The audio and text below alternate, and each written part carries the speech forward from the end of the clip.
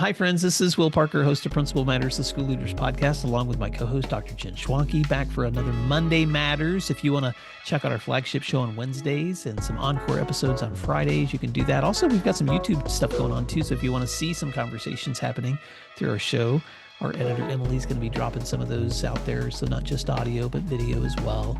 Jen, I'm trying to change with the times. You know, it's not fun to do video, but because I like to talk and I don't always like to see myself. But here we go. Well, let's tell this truth. When Emily reached out and said, "Hey, you guys, here's an example of video," it was an interview I had done with Principal Kafali, and all I could see was my hands and my expressions and my pores. So I said to Emily, I love this idea. It's great, but I will have to sit up straighter and use my hands less so that our poor anyone viewing the episodes won't be like, who is this nut job? So I'm really excited about the video, and I think we will evolve with time and get better. I have this tendency to, when I'm thinking, look up or close my eyes. Yeah. And I used to have students and even my colleagues would tease me. Like if they were pretending they were being me, they would act like that when they talked. And so now when I see video versions of Will, it's just like, oh, there's that There guy. I go. Right. Yeah. But, I've had a couple of instances, Jen, when I've been presenting at conferences and someone will walk up to me in a Q&A or after a presentation and they'll be like, oh my gosh, I just realized I know you. I listened to your podcast, but they'd never seen me. So they were like, that's so I'm right. like, well, maybe we should have a Right. option for people to see us. Right. Jen, this episode's going to be coming out late June, and I'm hoping at this point people are just really enjoying some time off in the summers. And we've been going through a series of conversations around my new book, Whose Permission Are You Waiting For? An Educator's Guide to Doing What You Love. And I wanted to talk today about a chapter that I wrote on the value of coaching and why you need one. Full disclosure, when I decided to step into this work full time and it was going to involve a lot of executive coaching, I thought, I need to put my money where my mouth is. Mm-hmm. And so I reached out to a good friend of mine, and many listeners may know him, Danny Bauer, who leads Better Leaders, Better Schools. And I just said, Danny, you've been doing this work full time for a while, and you're so good at systems and you're so good at goal setting, and there are things you know how to do that I haven't quite learned yet that I'd like to be better at. And so Danny became my coach, and in a formal way. Now I've got a lot of other friends. I'll just give a shout out to one of them, Robin Hamasaki, who works for NASSP as a director of learning and leadership there. Sometimes we share coaching, and then sometimes you and I've shared coaching. And so coaching is one of those things that I don't really, I'm sure I've always understood the value of it, but especially in the last few years, being able to have someone on the other side of you to reflect back to you in ways that are more than just a friendly conversation, but there's a goal for growth, something that's been really valuable for me. But I just wanted to kind of bring that conversation here and also let you talk a little bit about some of the value you found in coaching.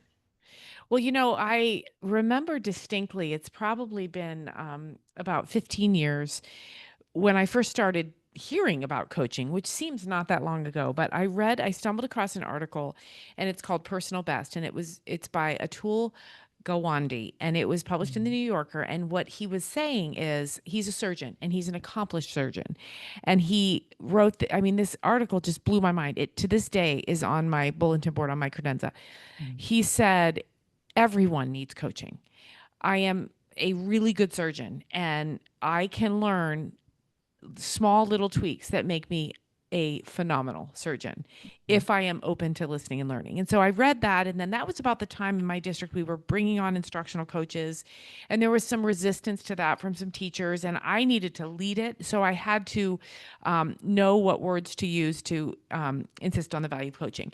So fast forward now to today, and I think it can get hard for principals like our listeners, for you, for me, to do two things. First, admit that we want or need coaching, or two, find that coach. Mhm. And so, Will, should I tell about what happened with you and I last week? Yeah, go ahead. So Will and I did a virtual PD for principals in New York, and it went very well. And Will, afterwards, you texted me and said, "Great job." And then you said, "Hey, if you'd be open to some coaching, I would offer you some complimentary sessions." And I thought, well, okay, if I believe in coaching, I need to reply, which I did, which was that'd be great. So I figured, Will, we'd sit down and you'd say, well, your slides are a little hard to read, or Jen, boy, you talk really fast. Better slow that down. That was not at all what our conversation was. You started and you said, I'm going to just ask questions and I'm going to really listen. Mm. And so there I am, like, oh, we're not talking about fonts. Okay. And you asked a lot of questions that made me, really, really think about my professional journey, what it is that I'm putting out into the world, why. One of the questions is you said, well, what's holding you back? And that was a one word answer I gave you, I remember. And then there were also questions where I think I rambled on for 5 or 6 minutes. So then in the end, you kind of closed that all together and you said, what I am hearing is one, two, three, four. Have you considered one, two, three, four? And so that coaching session was really transformative to me because I saw what coaching can be. It's Mm. not necessarily advice, it is putting a mirror up in front of someone and saying, this is what I see. What are you going to do about it? Yeah. And Yeah. trust me, I've followed the work of Elena Aguilar. I've read the books. I know what coaching should be, instructional coach to classroom. Yeah. But when you're looking, you, me, teachers, principals, superintendents, when you're looking at your own coaching, I truly think it's a situation where what you put in is what you get out. So you kind of Mhm. talk about some of those in your book. So let's get back, let me stop talking and get back to what you talk about in this important chapter. Yeah. Well, let me give a shout out, first of all, because the National Association of Elementary School Principals has a coaching credential that they do. And when I was still working at my state principals association, my colleague Glenn Absher, who leads the elementary association, and I led the secondary, we went through that training together. And it was during that training that you kind of start seeing the nuances between coaching and mentoring and the different kinds of coaching that are available too. And one of the tools that came across during that time was a book that I reference in my chapter called The Coaching Habit by Michael Bungay Stanier, who's actually a business coach. And he uses a cycle of reflective questions. And I don't want to pretend for a second that I'm an expert on coaching. I will say I've had practice now because I've coached for the last several years and especially the last two doing this work full time. Um, Lots and lots of leaders. And what I've discovered, Jen, especially when when you're already working with somebody who's good at their practice, Mm-hmm. it's not necessarily their practice that needs coaching. It's often whatever the challenge is that that person is working towards to get to the next thing, whatever that next thing is in their own growth. So, one of the reasons that I always start with questions, what's on your mind? What else is on your mind? What's the real challenge here for you? Is because it helps me to see what's that obstacle or that thing that's that this leader's wrestling with that is maybe preventing them from whatever that is that they want to do next. And then I love that to frame the question of, and I call this the ideal. If you could wave a magic wand, if you could have the outcome that you want, what would it look like? Because once you've uncovered a challenge, then if you can imagine the possibilities for a solution, you're not at that point telling anyone what to do. They're already imagining the possibilities of what to do. And so I always preface any kind of coaching with those kinds of questions before I ever get to this one, which is, how can I help? Mm-hmm. And the how can I help question then is permission to coach. That's Mm-hmm. so you don't start with the coaching. You start with the curiosity that opens up the challenges and the possibilities. So then you have permission to offer feedback and advice. And Right. I know I used to get that backwards all the time, Jen. Yeah. Oh, I Right. feel so sorry for some of the people that I used to sit with that wanted coaching, and I would just be the advice monster. Right. And that's another term that I borrowed from Michael Stanier, who says, please avoid being the advice monster by asking good questions. Right. Right. And coaching can also be an opportunity to um, ask for, to your point, and hear and accept things you don't want to hear. Mm, I did a coaching session with a principal who wasn't understanding. She was an assistant principal, and she wasn't understanding why she wasn't getting principal jobs. And as she talked, and as I asked questions, she knew the answer, mm, but she had heard it from her principal and from her superintendent, and but she didn't want it to be true. So when I got to that question, how can I help, she said, I want you to be honest with me. mm, And I said, well, what I'm hearing that you're hearing is, and I told her, and she was able to accept it then, because, it had come from her. She just needed this impartial voice mm, who put those words back in a, in a way that was audible to her, so to speak. And what she needed to do was get out of the box she was in and go get some other experiences. And then she was going to be, I mean, there was no question she was a strong leader, but she needed, to have 4 or 5 other experiences that proved she was someone who could learn and grow. mm, And at the end, she said, I think I knew this is what I needed to walk away with. But that question, how can I help, can be the answer might be just hit it to me straight. mm. That's so powerful, and it's challenging because I mean, let's face it, I don't necessarily like to know when I'm doing things wrong. And so now there's a weird part of me sometimes though that is like, okay, if I really want to grow, let me have it. Tell me the hard stuff because I want Right. to be able to, if I'm not going to grow otherwise. I'll give a shout out to Jimmy Casas, who most listeners are familiar with his work and his book Culture Eyes. And one of the very first times I got to do a presentation at a state level, Jimmy came and sat in the back of the room and he just politely listened. It was just so encouraging to see him back there cheering me on. And then afterwards, he's like, "Hey, you want to grab lunch?" And I was like, "Yeah." And so I asked him at lunch, "Jimmy, any feedback on it?" And he was so gracious, but also direct. "Hey, Will, from the back of the room, these were some of the things I was struggling with seeing or hearing. If I Mm-hmm. was going to redo one slide, I might redo this one." And you better believe when I walked away from that situation, I was polishing the Yes. next time that I went forward. But what a wonderful way for some, friendships, mentorships, coaching. It's hard sometimes to distinguish between all of those areas, but I think the most important thing for me is how can I make sure that on a regular basis I'm allowing someone to get on the other side of me and reflect with me to help me have some clarity that maybe I didn't have before, that can help me to grow. And if that sounds uncomfortable, well, you probably aren't going to grow unless you're uncomfortable. Right. And that's usually the place, Jen, where will. It's funny because I've probably said this before, but I'm going to say it again because I'm thinking it. Sometimes I have this really weird process I go through in my work, which is okay. I'm trying something new. I'm going to take a risk. I'm going to try to do this. I'm going to build a system so that it rolls really smoothly because my goal is to like get it to the place where it's flowing and I'm not having to stress out anymore. And somehow in my brain, the goal turns from accomplishing something great into like minimizing the conflict. Like I just want to, can I just coast? Like let me give me a chance. Right. Can I just get it set up to the place where I can relax and I can, and if the goal of any kind of growth or process is that you can get to the place where you can just relax, there is a place for rest. That's what summer's all about, and our breaks are all about. And there's a really healthy result of taking time to just take a break and not think and to you know to deprogram from all the stuff that's going through your brain. But if you think that the goal of growth is to get to a place where you no longer are growing, are uncomfortable, no longer taking risks, no longer, then we both know if you're not growing, there's no such thing as sitting still. You're either Right. growing or you're, and same thing in biology and plant life.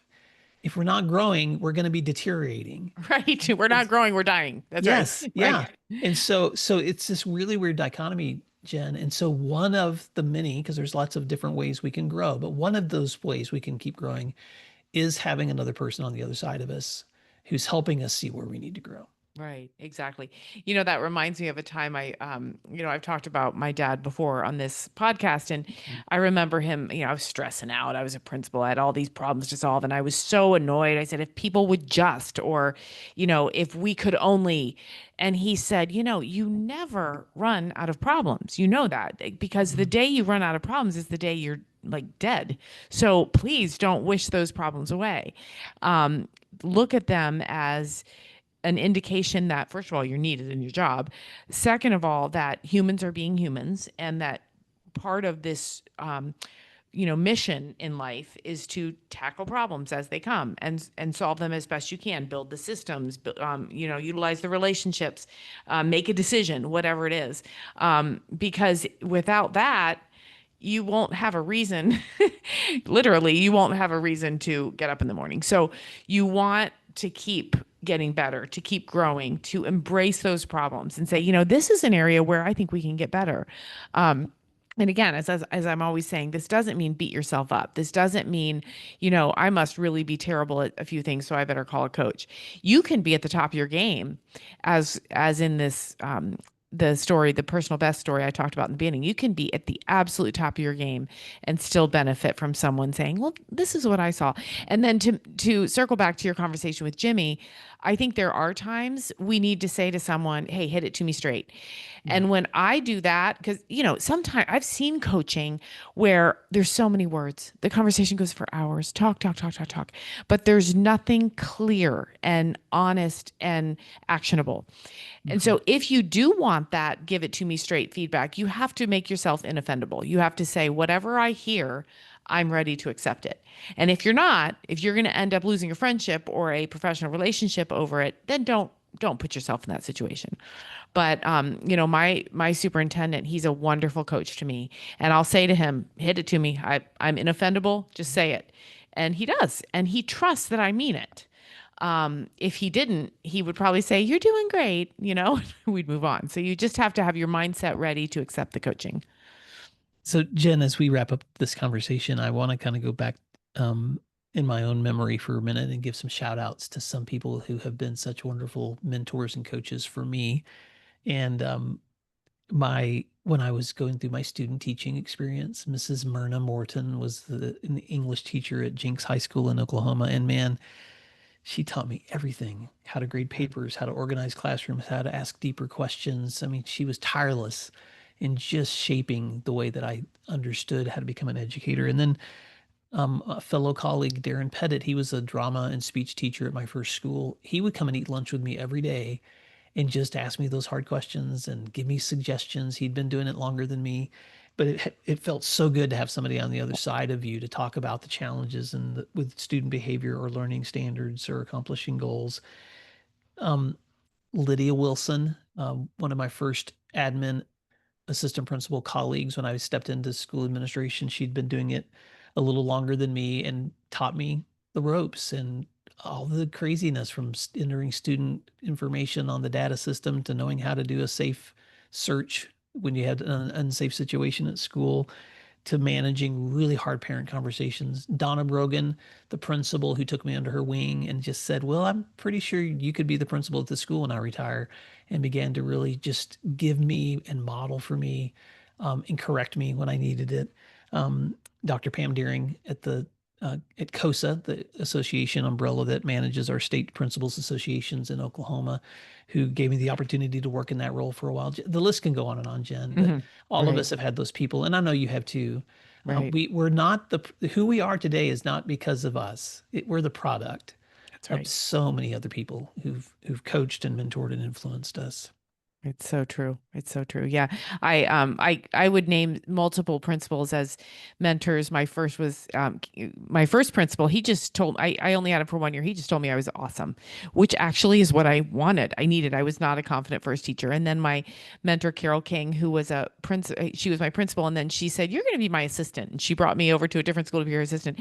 And then another powerful mentor I had, he and I both went for a job the same job, and he got it and I didn't. And I then had to serve as his assistant principal.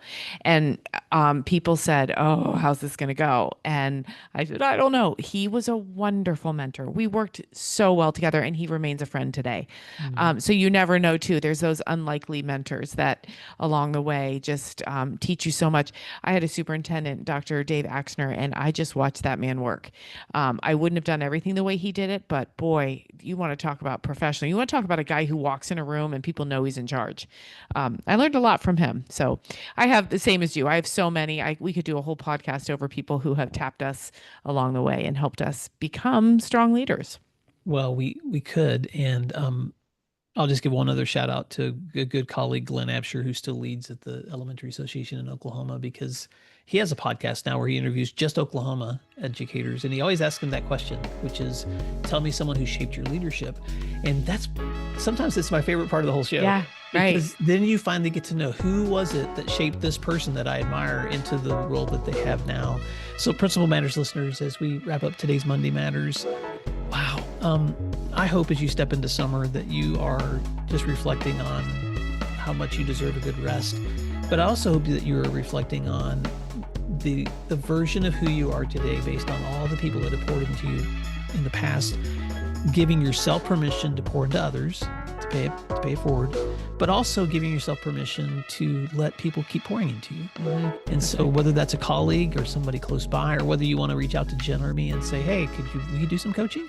Right. I love to do that. And Jen, I do a lot of complementary coaching when someone wants to just experience what it's like. So if that sounds like something interesting to you, you can always reach out to me at my website at williamdparker.com. And Jen, how can they find you? And they can find me at jenschwanke.com.